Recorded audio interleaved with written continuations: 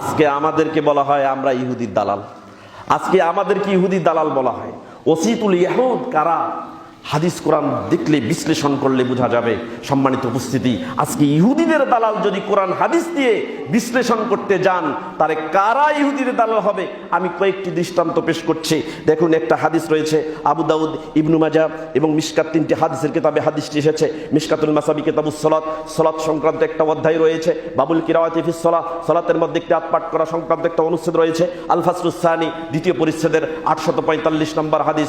হাদিসটি মনে হচ্ছে ওয়াইল ইবনে হুজর রাদিয়াল্লাহু তাআলা আনহু থেকে বর্ণিত। তিনি বলেন, রাআইতুন নবিয়্য সাল্লাল্লাহু আলাইহি ওয়াসাল্লাম ইয়াকরাউ, আমি বিশ্বনবী মুহাম্মদুর রাসূলুল্লাহ সাল্লাল্লাহু আলাইহি সাল্লামকে যখন সালাত আদায় করতেছিলেন, আমি বিশ্বনবীকে ওই সময় কিরাত পাঠ করতে শুনেছি। তিনি বলেছিলেন গায়রিল মাগদুবি আলাইহিম ওয়ালা যাল্লিন। যখন তিনি এই বাক্য নিজে নিজে পাঠ করছিলেন, ফাকালা আমিন, তখন তিনি নিজে নিজে বলেছিলেন আমিন, আল্লাহ তুমি কবুল করো। যখন তিনি আমিন বলেছেন, মাদ্দা বিহা সাউতাহু, তিনি তার কণ্ঠকে উঁচু করে জোরে জোরে আমিন বলেছেন। অন্য হাদিসে এসেছে আবু দাউদের 932 নম্বর হাদিস, রফা বিহা সাউতাহু, আল্লাহর নবী তার কণ্ঠকে উঁচু করে বলেছেন আমিন, এই কথাটা তিনি জোরে বলেছেন।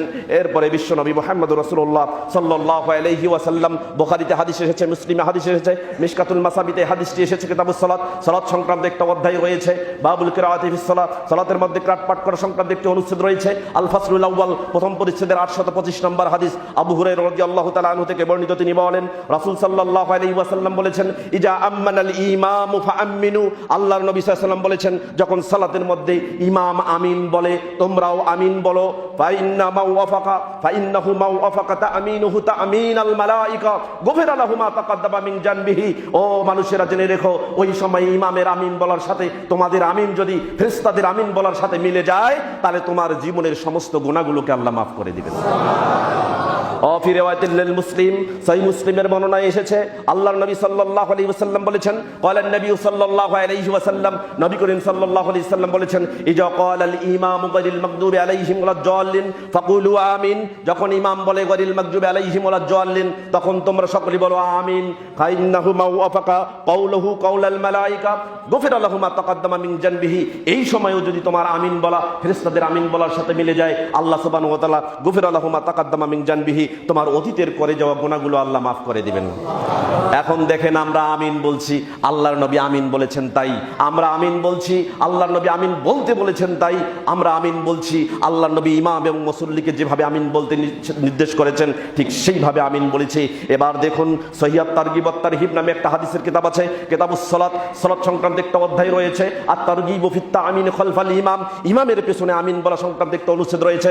515 নম্বর হাদিস, আয়েশা রাদিয়াল্লাহু তাআলা আনহা থেকে বর্ণিত, তিনি বলেন রাসূল সাল্লাল্লাহু আলাইহি ওয়াসাল্লাম বলেছেন, মা হাসাদাতকুমুল ইয়াহুদু আলা শাইইন, পৃথিবীর মানুষ শুনে রেখো, ইহুদি খ্রিস্টানরা তোমাদের কোনো কাজে এতটা ক্রোধান্বিত হয় না, ইহুদি খ্রিস্টানরা তোমাদের কোনো কাজে এত হিংসা করে না, ইহুদিরা তোমাদের কোনো কাজে এত হিংসা করে না। মা হাসাদাতকুম আলা সালামি ওয়াত তামিন, যখন তোমরা পরস্পর পরস্পরকে সালাম বলো, যখন তোমরা পরস্পর পরস্পরকে আসসালামু আলাইকুম বলো, যখন তোমরা সালাতের মধ্যে সূরা ফাতিহা পাঠ করার পরে জোরে আমিন বলো, তখন ইহুদিরা যত রাগান্বিত হয়, এত হিংসা করে, অন্য কোনো সময় তোমাদের সাথে এত হিংসা করে না। সম্মানিত উপস্থিতি, হাদিস বুঝাচ্ছে ইহুদিরা আমাদের উপরে রাগান্বিত হয়, হাদিস বুঝাচ্ছে ইহুদিরা আমাদের উপরে হিংসা করে যখন আমরা জোরে আমিন বলি, যখন আমরা পরস্পর সালাম দেই। আজকে তুমি আমাদেরকে ইহুদি দালাল বলো, আমরা যদি জোরে আমিন বলি, তাহলে তোমার গায়ে লাগে কেন, তোমার এত জ্বলে কেন? তার মানে তুমি বুঝিয়ে দিচ্ছ ইহুদির দালাল আহলে হাদিস না, ইহুদির দালাল তোমরাই। সম্মানিত উপস্থিতি, মনে রাখতে হবে, এই আহলুল হাদিস ইহুদিদের দালালি বৃত্তি করে না, এই আহলে হাদিস ইহুদিদের লেজুর বৃত্তি করে না। এই বাংলার জমিনে যারা ইহুদিদের লেজুর বৃত্তি করে, তারাই আহলুল হাদিসদের আমিন শুনলে তাদের গা জ্বালা যাতনা করে, তাদের ওই জ্বালা যাতনা করে, তারাই হিংসা করে, এরাই হচ্ছে ইহুদির দালাল। আহলুল হাদিস কখনো ইহুদির দালাল হতে পারে না। সম্মানিত উপস্থিতি, এরকম দৃষ্টান্ত আমি আরো অনেক দিতে পারি। আল্লাহর নবী মুহাম্মদ রাসূলুল্লাহ সাল্লাল্লাহু আলাইহি ওয়াসাল্লাম, বুখারীতে হাদিস এসেছে, সহিহ মুসলিমে হাদিস এসেছে, মিশকাতুল মাসাবিতে হাদিস এসেছে, কিতাবুস সাওম সিয়াম সংক্রান্ত একটা অধ্যায় রয়েছে, বাবু ফি মাসাইলিন মুতাফাররিকাতিন মিন কিতাবিস সাওম, সিয়ামের অধ্যায়ের সাথে সংশ্লিষ্ট মাসলা মাসাইল সংক্রান্ত একটা অনুচ্ছেদ রয়েছে। আল ফাসলুল আউয়াল, প্রথম পরিচ্ছেদের 1984 এবং 85 নম্বর হাদিস, সাহাল ইবনে সাদ রাদিয়াল্লাহু তাআলা আনহু থেকে বর্ণিত। তিনি বলেন, রাসূল সাল্লাল্লাহু আলাইহি ওয়াসাল্লাম বলেছেন, ততদিন পর্যন্ত মানুষ কল্যাণের মধ্যে থাকবে, লা ইয়াজালুন নাসু বিখাইরিন, ততদিন পর্যন্ত মানুষ কল্যাণের সাথে থাকবে, মা আজ্জালুল ফিতরা, যতদিন মানুষ রমজান মাসে সিয়াম পালন করার পর যত তাড়াতাড়ি ইফতার করবে ততদিন পর্যন্ত মানুষ কল্যাণের মধ্যে থাকবে।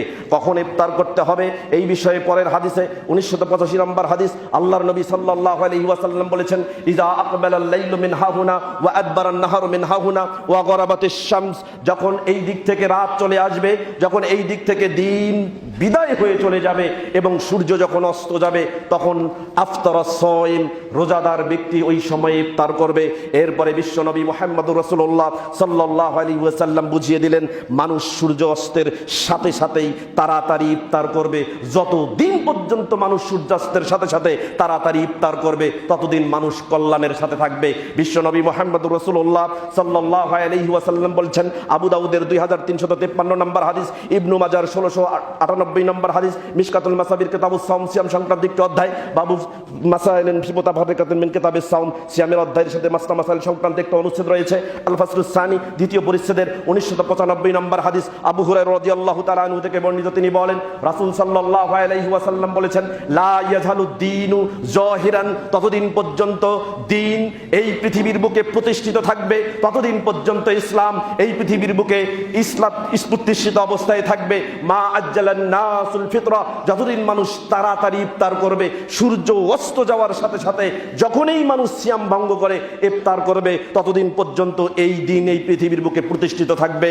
তবে জেনে রেখো, ফা ইন্নাল ইয়াহুদা ওয়ান নাসারা ইউআখিরুন, তবে ইহুদি এবং নাসারাগণ সূর্য অস্তের সাথে সাথে ইফতার করবে না, বরং তারা দেরি করবে। সম্মানিত উপস্থিতি, এই হাদিস থেকে বোঝাতে চাচ্ছি, আহলুল হাদিস এই পৃথিবীর জমিনে যতদিন পর্যন্ত আছে, কিয়ামতের পূর্ব মুহূর্ত পর্যন্ত সিয়াম পালন করার পর সূর্য অস্তের সাথে সাথেই, সূর্য অস্ত যাওয়ার সাথে সাথেই দুনিয়ার বুকে তারা আল্লাহকে সন্তুষ্ট করার জন্য সিয়াম ভঙ্গ করে ইফতার করবে। কিন্তু চিন্তা করেন, এই সময়ে, বর্তমান সময়েও যদি নির্দিষ্ট সময়ের পরে, নির্দিষ্ট সময়ের সূর্যাস্তের সাথে সাথে ইফতার না করে 2-3 মিনিট পরে যারা ইফতার করে, এরা আহলে হাদিস নয়, বরং এরাই ইহুদি খ্রিস্টানের লেজুর বৃত্তি করছে, দালালি করছে, এরাই হচ্ছে ইহুদি দালাল।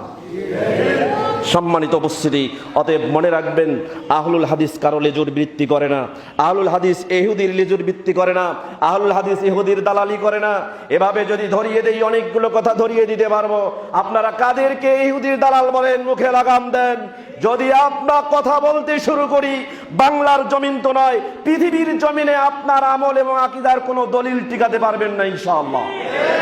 সম্মানিত উপস্থিতি, মনে রাখতে হবে, এই হারাগাছের জমিনে আমি এখনো বলছি, আজও বলছি, আমি উদাত্ত কণ্ঠে বলছি, আমি রাফিউল ফাহাদ বলছি, হারাগাছের আশেপাশে এবং হারাগাছের বুকে যত আহলুল হাদিস আছেন, আপনাদের প্রত্যেকের আমল এবং আকীদার পৃষ্ঠে যত দলিল লাগে, সমস্ত দলিলের জিম্মাদারি আমি রাফিউল ফাহাদ বিন মাহমুদ দিচ্ছি। যেখানেই যেভাবে আপনার দলিলকে প্রশ্নবিদ্ধ করা হবে, যেখানেই আপনার আকীদা এবং আমলকে প্রশ্নবিদ্ধ করা হবে, যেখানে আহলুল হাদিসদের উপরে গালি দিয়ে টেক লাগিয়ে তাদেরকে ছোট করা হবে, সেখানেই আপনারা প্রতিরোধ করে তুলবেন ইনশাআল্লাহ। আমি রাফিউল ফাহাদ বিন মাহমুদ শরীরের মধ্যে এক বিন্দু রক্ত থাকা অবস্থায় আপনাদের সপক্ষে যত দলিল প্রমাণাদি আছে আমি সংরক্ষণ করব ইনশাআল্লাহ। যে কোনো ইলমি মুনাজাত করতে আমি সর্বদাই প্রস্তুত আছি।